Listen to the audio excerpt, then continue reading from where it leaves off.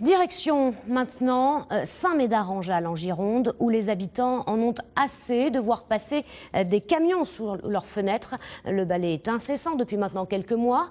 Une déviation a pourtant été mise en place, mais le ras-le-bol, lui, est palpable. Les riverains sont excédés par le bruit. Marie-Pierre d'Abrigeon avec Thierry Julien. Il met à quel rythme? Toutes les 6 minutes. Toutes les 6 minutes. Une noria de camions incessante. Pas de répit pour ces riverains situés en première ligne. Depuis qu'ils ont emménagé dans cette maison, les réveils sont difficiles.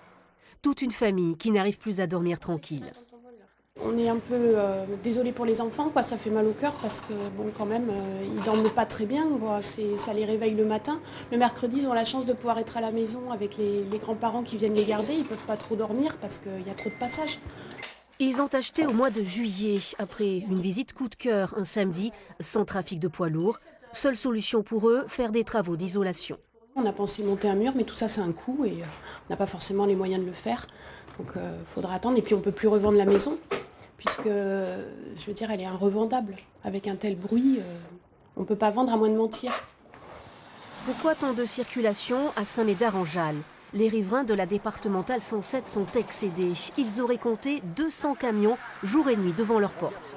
On les compte tous les jours, la nuit et le jour. Nous avons plusieurs sentinelles adhérents à notre association sur le long du parcours. Donc c'est basé sur des faits réels. Ces camions arrivent et repartent d'une gravière située à la sortie de la commune et 2 km plus loin d'une usine d'enrobés. La mairie avoue son impuissance.